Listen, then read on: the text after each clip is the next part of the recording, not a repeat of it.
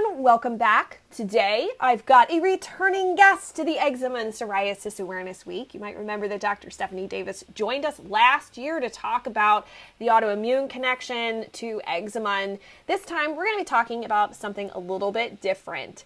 But first, for those of you who don't know her, Dr. Stephanie Davis received her doctorate degree from Northwestern Health Sciences University, and prior to chiropractic school she was a microbiologist and biochemistry research scientist for several corporations and the University of Minnesota Medical School.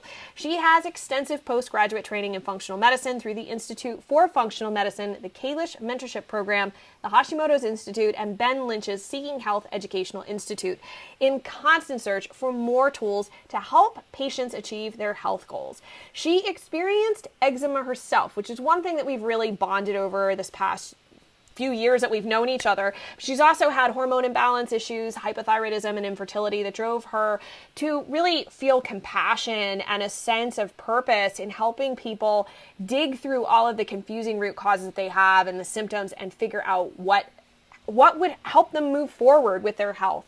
And so I just want to tell you guys first and foremost, Dr. Stephanie is a smart cookie. She is a super smart cookie, and we are lucky to have her here. So thank you so much for joining us. I appreciate it. Thank you, Jen. I love you. Let me just say that. I love you. Too. You're amazing. Well, so here's the thing, and this is why I asked you here, and you know, but nobody else knows yet. The reason that I asked you here is we talk about complex cases where people have we're just going to say skin rash conditions in general, because I feel like a lot of this could apply to both psoriasis and eczema. And you were saying that a lot of times when you're like, something's wrong, but we don't know what it is, you start to look toward mold. Mm-hmm. And yes. I feel like that's something that nobody really talks about.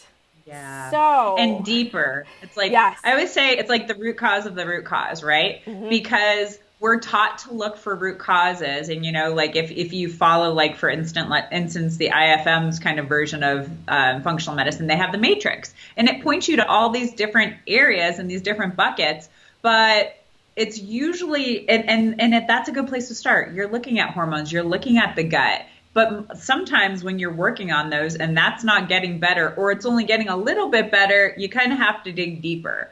And that's something that I think I've switched, you know, in my approach to patients is to looking at that stuff sooner, because I used to wait quite a while before I would get to that point. But, you know, now I'm looking for the signs and seeing the signs. And yes, you're right. It, like eczema, psoriasis, and many other skin conditions, because in and of itself, mold can cause, you know, just a rash. But if you're prone from a genetic standpoint, it can cause psoriasis or eczema. So it's really interesting. And it wasn't, I told you about my own experience, and I'm a perfect example of this. Well, you know, can you share that? Yeah, can you share that? Because I think that would be helpful for people to hear. Right. And I don't know if any of you guys heard my story from last year, but it was like, you know, kind of years and a culmination of, you know, childhood allergies and headaches and things like that we know if it's not addressed then will end up in like autoimmune like symptoms in adulthood. And so I had, you know, the hypothyroidism, and then I went through a very stressful period of time. And interestingly, now that I look back on this, I'm like, oh yeah, this makes sense. But at the time, I just was not even thinking about it. You know, my hormones were crashed. I was having miscarriages. I went through a very stressful time in work, and I had dyshydrotic eczema. So I had that on my hands and my feet. And then I ended up with kind of weird rashes on my body.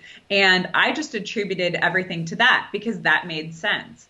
But at the same time, I had mold that was literally like growing everywhere in the upstairs of my house. It was like coming up the sinks. It was like we could not keep our shower clean at all. It was in the washing machine. It was like literally everywhere. We found it everywhere.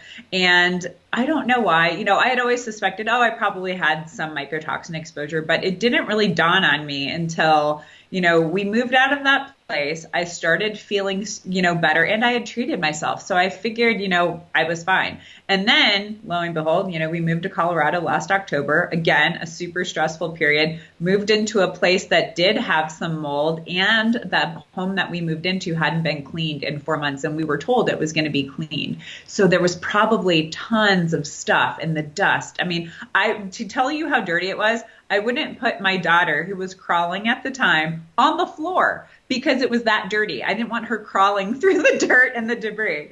So it was horrible. And I was so stressed out about all of that. But we were all sneezing and hacking. And then so I was like, okay, this is gross. I didn't do anything about it at that time. But then I started having all these sore throats and all sorts of issues. So I ended up testing myself for Epstein-Barr virus reactivation. I've never had it, but my sister did, and I had several friends who did. And I ended up coming back raging positive on all of the antibodies, even though I never had it. So I started treating that. And I did, your typical antivirals. I also did some IV treatments with high dose vitamin C and like a kind of an amped up Myers cocktail and a little glutathione in there. And that helped. Definitely helped take the edge off of all my symptoms. But I was like, it just everything was worse. And I will say this too, the eczema didn't fully return this time, but I was super itchy. So that meant, I think my foundation was better, but I was still like in a really bad place. But, kind of fast forward 2 more months after I did all that treatment, I'm like, I'm still not well. I need to keep digging deeper. So then I was like, you should probably test yourself for mycotoxins. And I came back, my mycotoxin panel came back positive for 3. I was like off the charts for ochratoxin A.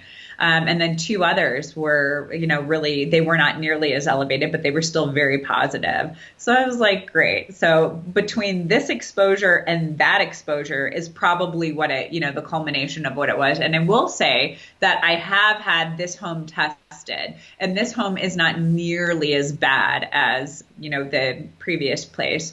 So I have a distinct feeling that most of those toxins are residual from the old place. And I probably did get a little bit more here, but not too much. Well, for somebody listening to you and saying, wait, a mycotoxin. Yep. What exactly is that? Can you share?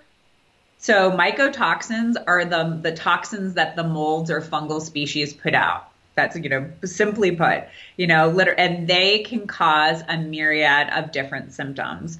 So you often hear in the media about the black mold, the really, really bad one that causes horrible respiratory issues and neurological issues and things like that. But kind of on the more minor end, and if you want to call it minor, because those of us who've suffered with skin issues all know that they're not minor at all.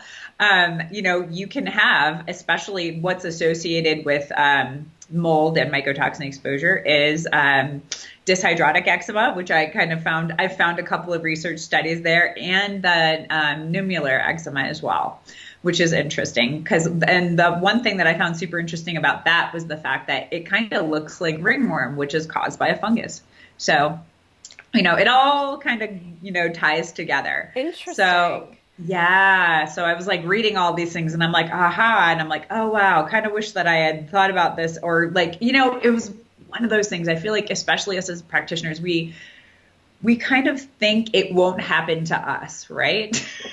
So I was like, oh, I'm fine. And I wasn't. So I carried these mycotoxins around in my body for an extra couple of years, which I know now that I look back on all of my labs, my hormones had been steadily declining, especially my testosterone. I have non-existent testosterone. It's actually starting to come up now. But that is a definitive sign oftentimes of a significant infection or mold exposure. So I had that. My white blood cells had just been trending down, down, down, down. And that was the same too. And now, thankfully, because I have been treating myself for a couple months now, everything's starting to trend back upwards. But it was the aha light bulb moment for me. And I'm like, yeah, a lot of people are talking about mold, but they're not talking about mold and its relationship to skin issues. And so if somebody is listening to this and going, oh, sweet Jesus, right. Her story sounds like my story. And I really should look into this. And for those of you who are wondering, like, what do you do about your home? We have, remember the talk on Turia Rodriguez is going to talk just about how do you do mold remediation in your house. So you can watch that some other time when that airs. That's a part of this series. But what do you ask, or what should you like look for as far as testing is concerned? Even, I mean, obviously you're going to have to work with a practitioner on this because it's complicated. It's not something you can do on your own. But what are some of the testing options that you like to use in your practice that might help someone who's looking to see if the practitioner really knows anything about that? Because I feel like a lot of times people are like, oh yeah, I can do mold, and they don't really know much about it. Yeah. And so typically I actually like the Great Plains mycotox test. There's also the real-time labs test out there too. It's a lot more expensive, so I always try to make things more cost effective. And I know that Vibrant Wellness also has a new mycotoxin test, I should say, but I'm not super familiar with that test. I'm aware of it. So those are some options, and that's kind of what I did for myself. I decided to test it first to see if I had the exposures, and then see, where in my environment it was coming from. I mean, I had a pretty good idea about all of that, but that's a good, way to, start the process. The other thing I will say is if you've done an organic acids test, and like especially the one through Great Plains, for example, and all of those fungal markers come back as high, I'd be looking for mold, because that's probably not just like candida or dietary. So, and then the other thing is along those lines is if you have a fungal issue that will not go away and you've been treating it forever, probably underlying infections and possibly exposure to mold. Now, with the mold infection, is it possible that you could also have mold living inside your system that you can't kind of clear, or is it just outside exposure that's ongoing? It's mostly outside exposure that's ongoing. I think in some cases, and those are people who are going to be really, really sick. Yes, you can have mold related issues on the inside of your body. Usually, a lot of times it'll be lung related issues or in the, respiratory tract. But those people are going to be kind of extra sick. So I have a feeling that they're not necessarily coming to us, functional in the functional medicine realm, because they are so incredibly ill. But you definitely can have kind of that going on. You can also have it on your skin too, on the outside. You can have, obviously we've got all sorts of fungal, we've got fungi that live on us and in us all of the time, but you can also have mold on the skin as well if you're very immunocompromised. So if say you do the Great Plains mycotoxin test and it starts coming back positive, what is something you need to keep in mind when you're looking at that, or any advice for somebody who maybe had that done and they're just like, I don't even know, this is overwhelming, this is scary. Yeah. Well, one thing I would say first is you have to take the results into consideration. Minor positives are often like a food exposure or a minor environmental exposure when it's off the charts. Mine was literally, it was red across the whole page, and it exceeded their upper threshold for my ochratoxin A, for example. So it was pretty significant. And so that's an outstanding, yes, there is mold in your life somewhere and you need to find it. And I'll say it can be anywhere. Mine happened to be in my house and I knew that. I've had patients who've had it in their car, so they've had to get new cars. One gal who was a librarian, old books are a harbinger of mold.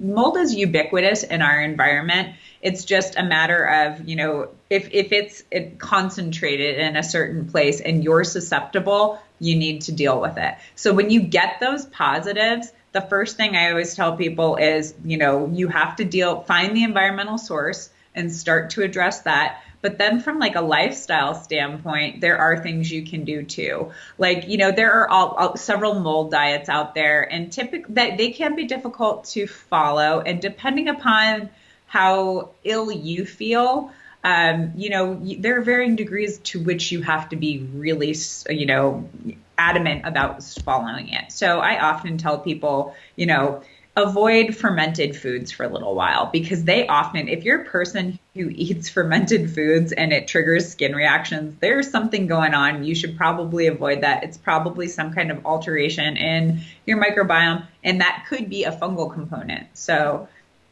might want to avoid those, histamine related foods, because of the mast cell activation that can occur with this, will often, or, any of the other, like the tyramines or salicylates or oxalates, all of those, they can be troublesome in this, area too. Also, there are some foods that are just kind of, prone to having lots of mycotoxins, like coffee beans and peanuts are two of them. And so I tell people to stay away from those big guys, buying fruit and vegetables fresh and consuming them very quickly, because everything that's alive has, will grow mold eventually. So it's a lot of it is being aware and making some changes in your diet. And, there's a lot of things you can do. But a lot of it is, finding the source and, treating yourself are two of the big things that you need to address. And as far as mold is concerned, could you share with us, what is the mechanism? What does it actually do to the system that it causes all these problems? So molds produce various kinds of toxins. Like some of them are neurotoxins, some of them are carcinogens, but in and of itself, on a very, on a more basic level, it's inflammatory, and it causes, various types of inflammatory cascades to be present in the body. And I think that that's one of the worst pieces for people. And I think for me, that was kind of the most interesting thing, because even though I run a lot of inflammatory markers on my own labs, like I would run like a CRP and that would be fine. My ferritin looks okay. So some of those, traditional inflammatory markers looked pretty decent. But for me, I was just watching my hormones go down, down, down. And I was watching my white blood cells go down, down, down. And I was like, this is not normal. So, and I will say this, I also did my 25 hydroxy versus 125 hydroxy vitamin D, and my ratio was off. So, my intracellular and, activated D versus extracellular D. So it was interesting to look at those markers, because I knew I had to keep, looking for whatever was causing this, right? Yeah, and so since you mentioned that about the vitamin D thing, I think that would actually be helpful for people to know, because that's a pretty common marker that you can get run. You can ask your doctor to run. What is the deal with the vitamin D? There's two, so there's the inactivated form and the active form that a regular lab will run, and then there's a ratio that you want to look at. Can you just talk a little bit about that? Yeah, and so with the vitamin D, you are looking at, most of the time they're going to run just the straight up 25 hydroxy, and that's good. That gives you a piece of information. It can give you an idea of your vitamin D status. The 125 is going to tell you more about like the utilization and how, is it in your cells? How are your cells using it? Here's the deal. So the 125, if that's what's in your cells, if that's like 2 to 3 times higher than what's outside your cells, so the 25, that's a red flag. That's like a chronic infection or mold exposure or both, or there's something significant going on, and you want to address that. That's really helpful. That was mine. Mine was like, I calculated the ratio. It was about 2.5 times what my 25 hydroxy was. So I was like, oh man, there's something up here. Yeah. Oh. So when it comes back and says you've got mycotoxins and you've got these issues, your skin's really unhappy, any thoughts or just like an idea of like what would a general protocol look like? I mean, I don't want to talk about supplements specifically. Yeah. It makes me nervous because then people think they should go and do it themselves, and this is a very serious issue you should work with a practitioner on. But what is some like high level overview things that would be included in something like this to help address it? You're going to be looking at antioxidants because of the inflammatory component. So some basic things can help a lot. What was interesting is that's where the overlap with like the Epstein-Barr virus treatment was. So it's like vitamin C and selenium and A and zinc and that stuff. So some basic treatment, and that actually did help quite a bit. I was feeling just cognitively and energetically a lot better once I did that stuff. So on a very basic level, that type of stuff, but you are going to need to do something that helps kind of address all of like the cellular kind of pieces of the puzzle and energy production. So some of that's going to be like mitochondrial support. That's a big piece of the puzzle. Cell membrane integrity. So that's going to be like your fatty acids. So like fish oil and phosphatidylcholine, things like that. And then binders. So you're going to need to find ways to like pull the toxins out of your system and excrete it. So you can use various different types of, I guess, things that are going to push it out. So like glutathione is a common one.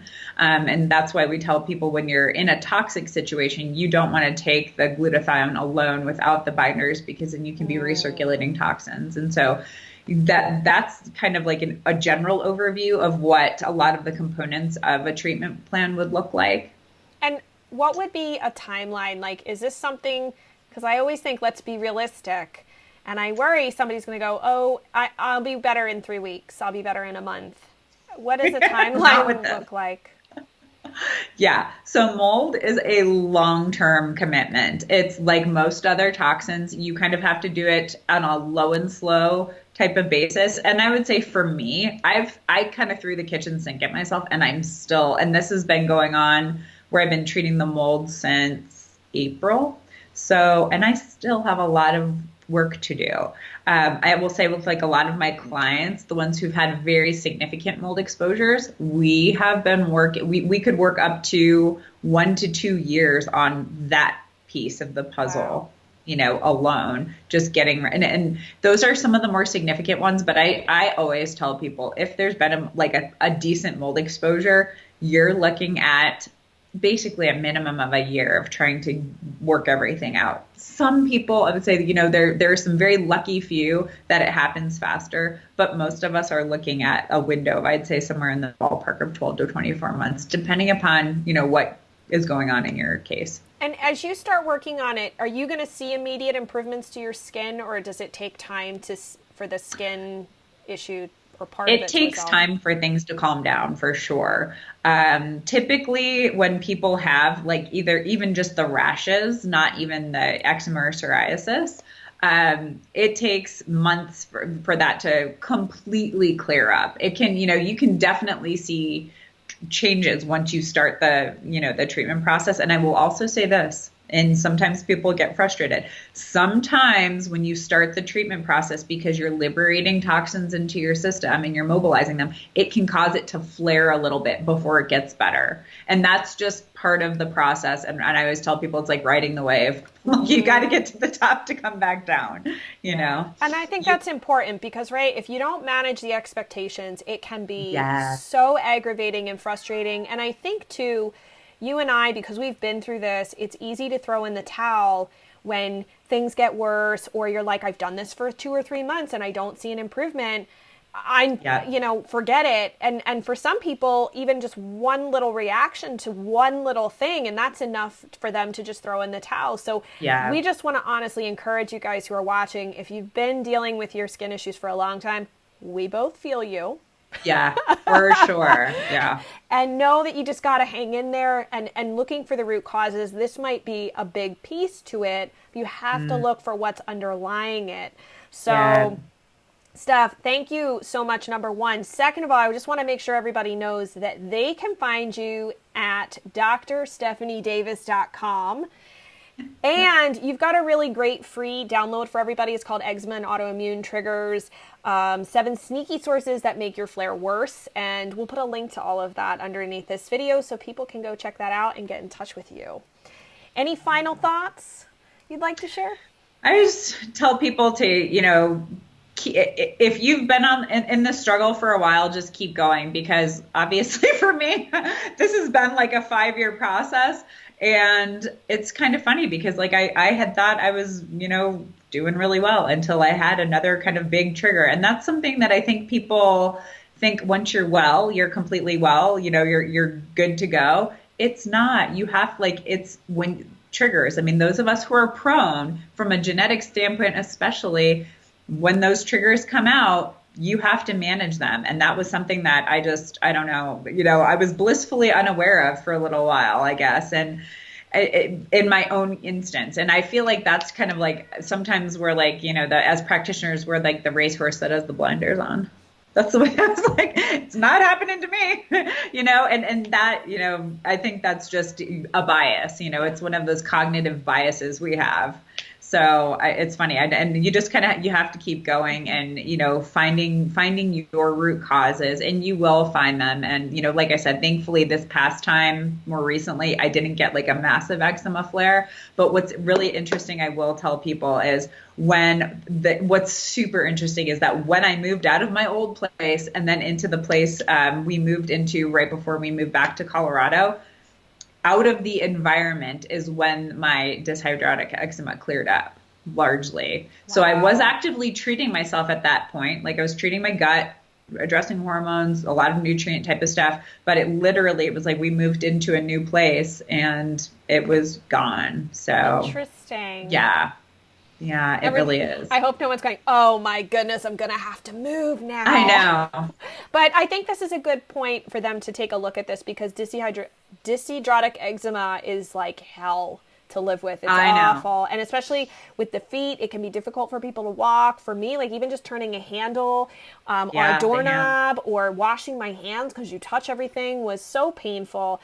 It's so funny. You and I met a number of years ago, and we've connected so much, and both had that same experience. So I just want to thank you. And then just the itchy palms are not fun. No, they are not at all. But I really appreciate you being here and giving us this time and sharing all the information you know. And we'll put all your links underneath here so everyone can connect with you. But thanks, Steph. I really appreciate it. You're so welcome. Anything, anytime.